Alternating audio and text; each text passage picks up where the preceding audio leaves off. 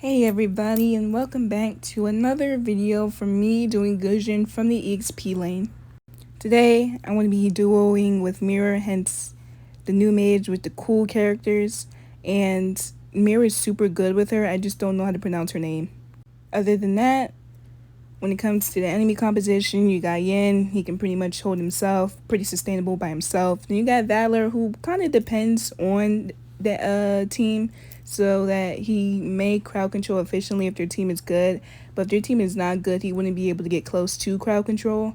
And then Kimmy, if you're able to underfarm her early, then she won't hurt as much. And then Alpha, if we keep his farm steady and not too underfarmed, we should be okay with him. And then Franco honestly depends on the skill of the player, so it can go both ways. It's really hard to initiate with Franco if he can't hook. So they kind of have the above. They have crowd control, area of effect. What they probably will lack is initiating, but it really depends on Franco for that heavily. And then Yin can also initiate if he like pulls in or backline. So it's going to be a lot of it's going to be dependent on the skill of the player more than their actual team composition. And then looking at our team with Julian and new mage, still don't know how to pronounce her name. Not going to try, but we're going to have a dominant early because we have a lot of burst. And then I'll be able to pull in mid-game, come in mid-game if needed, because that's when I'll get pretty strong. Once I get Genius and Scorch, the two core items that should be set. And then Carry, she got early, mid, and late. I feel like if the player is good, but if the player is bad, then she'll probably have to wait for late game. And then lastly, Gato will most likely be initiating for us. And then EXP, when played passively, when it plays super safe, even after level 4. And yeah, he's missing. Ooh, he was right there, okay. So I throw my skill 2, and the reason I poke him so aggressively like that is so that we can match damage so he doesn't have a chance to dominate me in a line or freeze lines, because if I wasn't able to match his damage right there, he could have froze the line if he was smart. So again, right here, I poke just to make us equivalent health so that he doesn't have an opportunity to freeze the line, and that we're both kind of at the same advantage if somebody decides to gank. So once he uses skill 2 and once I throw my daggers land S1, I have the advantage right there because he just used the skill 2, so I was able to do more damage than Yin in that moment. And when you're EXP, you always want to spam check the map just to make sure their enemy jungle is not level 4 yet, because if the enemy jungle is level 4, you'll have to step back and you have to maintain the lane, but you will have to play more safer. So again, in EXP, keep spam checking the map and you'll see he hit level 4. Then I want to kind of be aware that he'll have a potential to gank with the mage. Therefore, I have to adjust my positioning, not going too far out to poke in, and that I'll have to step back and play super safe. And you'll see how I'm dragging my finger over the map for map awareness, and that some of these bushes are really dangerous to step in. I just see Alpha's clearing mid, but it's a strong possibility he'll come top, so I'm not going to do any type of diving whatsoever. Because another alert that you want to look at is that their mage is missing also, and I know that they're probably camping anywhere around the turtle, and they're going to the turtle right now. I'm going to keep vision because I don't have level 4 yet. Really hurrying, rushing to clear out this lane. I'm going to clear out the lane as fast as I can before Alpha decides to come top before going to the turtle, because that's also a possibility too. The fact that Gato is giving good vision, it makes things way easier for me. But now Yin is missing, so it's all the scary people missing right now. Again, always check bushes on your side before going to gank for the turtle. Trust me, it'll save your life too. So once my daggers are open and I land my skill 1, I go ahead and pull because I thought we had him. But Yang kind of got me right there because he ulted. I tried to ult away, but this Franco pulls me back like I'm a crab or something. And then there's just stun after stun. And it's kind of hard for me to move, so I decided to flicker. Alright, I think I'm safe. Oh, never mind, I'm not. Because flame shot should be banned. Why does that spell even exist? It's stupid. It's like when they flame shot close to you, they push you back, which is okay. But then when I'm far, it does significant damage, and I think it's BS. So I guess you guys want to see my mistake. I mean, I don't really know what really happened. I was just ulting, and this Franco happened to get me. I probably should have flickered a little bit more earlier instead of waiting for his stun, because I think that's what really screwed me up. And I probably should have flickered to the side instead of flickering straight back so that he didn't get me with his flame shot. So if I use the second half of my combo to roll out instead of throwing my skill 2, I would have been able to dodge his hook looking back at it. But because I threw the skill 2 instead, that's kind of how he got me. And I didn't expect him to be good or hook me at all, so it kind of threw me off. And yeah, I tried to flicker, but the flame shot followed right along with me. Again, I'm making a petition to ban flame shots, so I need 200 signatures, y'all. Alright? Because I can't take this spell, y'all. Okay, cool. I get an assist for that, so I'm 0-1-1. Not the best start. I don't like to be 0-1. If anything, the worst case scenario, I'll break even with kills. So I'm thinking this ain't gonna go well because I'm pretty sure Yin is gonna come out the bush somewhere. I have to really stay focused, y'all. It's time to lock in. There's no more slacking. It's time to lock in. Alright, right here, I'm gonna come in like a smooth criminal. I'm going to come in smooth sailing, just easing my way into defending the tower so I don't get hooked again. And they messed that up, so I'm going to go ahead and use my ult to finish off Franco. So right here, just want to focus positioning because I already knew if I was coming out, Franco was going to try and hook me. I kind of take my time and wait for his hook to follow up. And then I step back, I know he's coming close, so he's going to try and hook me. And then I simply step to the side. Gato comes in with his ultimate, but misses Franco, but then Julian comes in with some good bursts, so I'm going to go ahead and kill steal with my ultimate, because I am the kill steal queen. So yeah, I was just telling my friend how they're scared of her, so they've been like bringing 3 to 4 people for our mage. And then also, Julian calls me out with the kill steal, but he has to relax because I'm adjusting for him and I'm off laning, so he can't really be complaining. So I'm rotating back to EXP, and I see that Yin is going to this tower a little bit too much, and I was able to use my combo and finish him. Listen, from warrior ranked all the way to immortal, when there's 3 people who are trying to gank, there's always that one person who's going to slack off or mess up. And the biggest goal is to identify that person. And it usually happens, especially in the early game when people get too cocky, right? And as you see, Yin is going into the tower. This is, I throw my S2. I ult another S2 to get closer to him, S1, finish him off. And again, I just want to point out that just because you miss your first S1 doesn't mean that your combo is entirely broken. As you see, once I threw my skill 2, I reset. I was able to land my S1 perfectly on Yin. So the first skill 1 doesn't really matter unless you're trying to get up on them. But your first skill 1 does not have to dictate your entire combo. Like, you don't have to retreat if you miss your first S1. And again, just to point out, Yin most likely used his ultimate because he got a double kill. So at this point, he's pretty much left with no ultimate. And Gato was able to get the stun to leave him stuck under the tower. And I was able to just wrap him up after that. Because I'm an assassin, I'm entering a little late, waiting for people to use their skills. Once I landed on Valor, I finished him. Then I have my other combo to finish off Franco.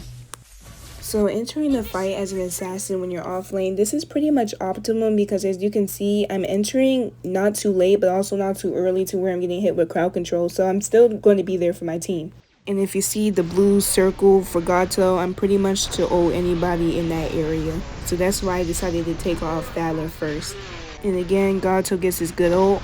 That's what made me feel comfortable to go in because of the crowd control from Gato. And then Franco was just pretty much wide open. And yeah, so that's why I go in and finish him off too.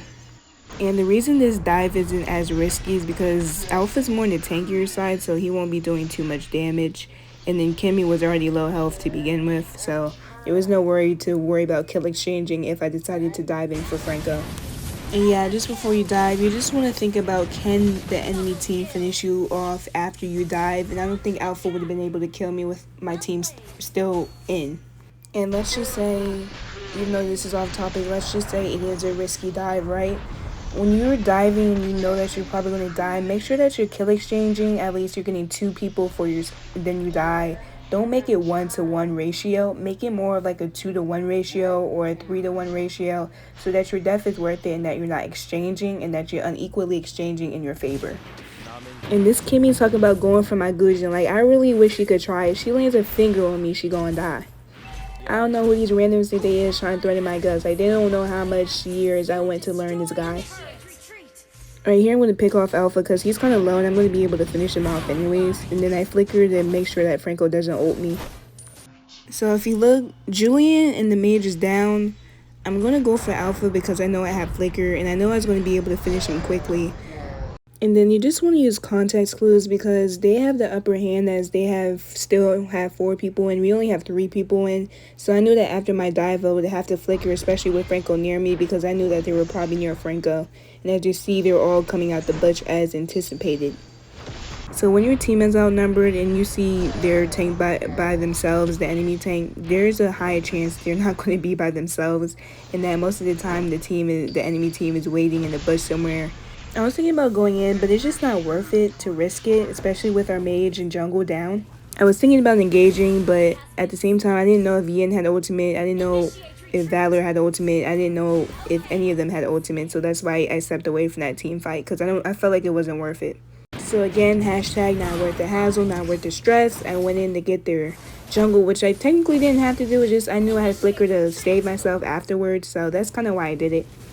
So yeah, just coming up, you just want to notice that, you just want to know other heroes too. So with Yin, you can tell that our new mage has full stacks to throw Yin closer to the tower, and that's why I was able to go in without hassle, without stress or worry that he'll ult me.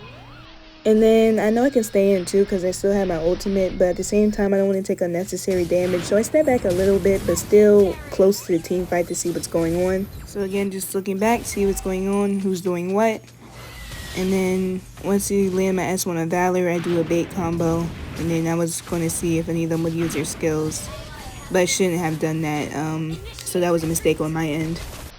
It was a bad idea to try and bait just because it made my team more exposed right here than saving them, and I should have waited for Gato to get a little closer so that after my bait combo he would be able to set. But unfortunately I went in a little bit too early, and that's how our mage died, because I think the mage thought I was going to go in, but then I had to do the bait combo. So you want to be careful about how often you do the bait combos, because sometimes they'll make your team go out too far and then it will cause your team to die. So Gusion can be very overpowering about making people use skills, but then again, use that power with responsibility. I should have waited for Gato and not rushed in like that. So even when you dive, you want to take regard to what your team is doing too and where everybody is in the map so that your bait combo is actually worth it. So without Petrify, I tend to bait with skill 1. Then I throw my skill 2, I dash, keeping my skill 2 unpulled, and then I ult, do another skill 2. Or skill 1 and skill 2, and then I leave it open and decide, do I want to dive this or not?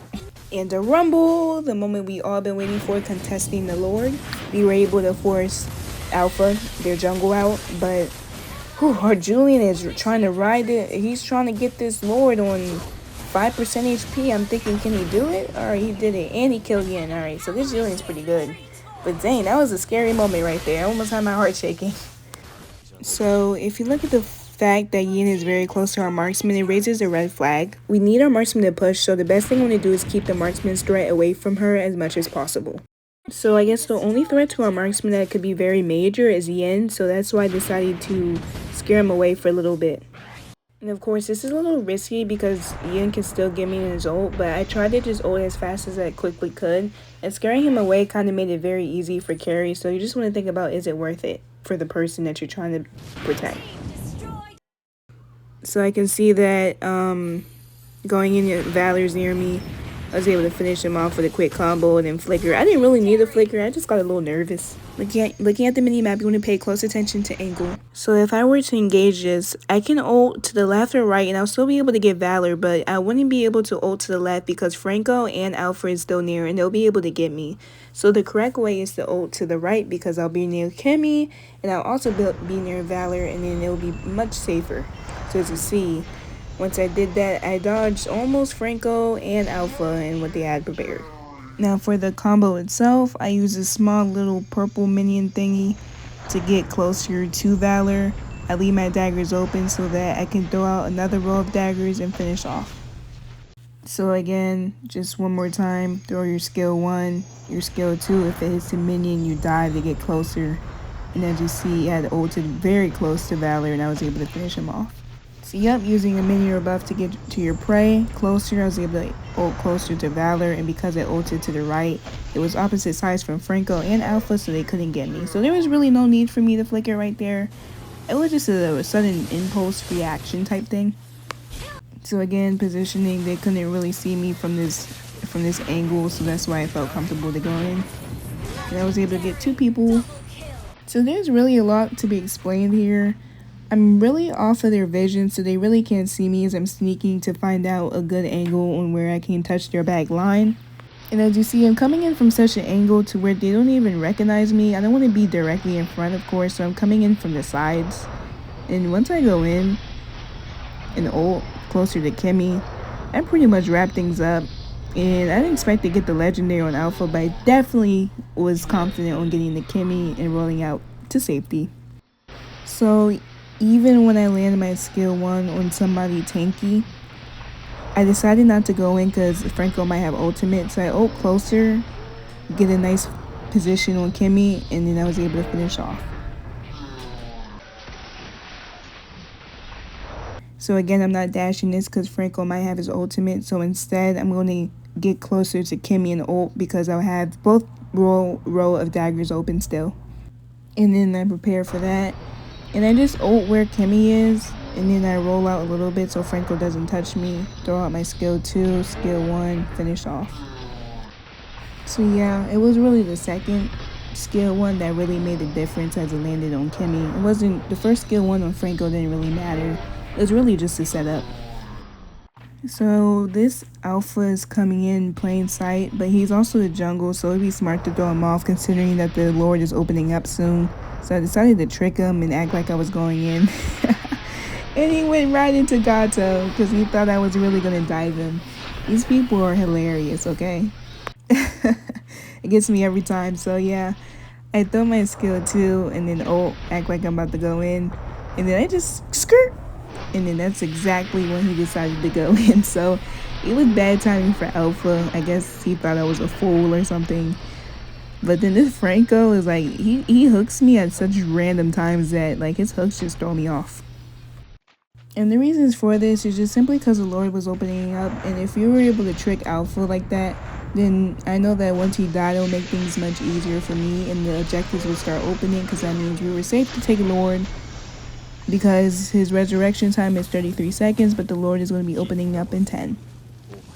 So y'all probably thinking why on earth I'm going in. So you see that Kimmy and Valor's close. And I know that if I dive, I'm going to die either way. Like there's no way around it. So I'm going to try and see if I can kill exchange properly to take out both of the squishies. Since they're both low, I throw my skill 2, another skill 2, finish off Valor.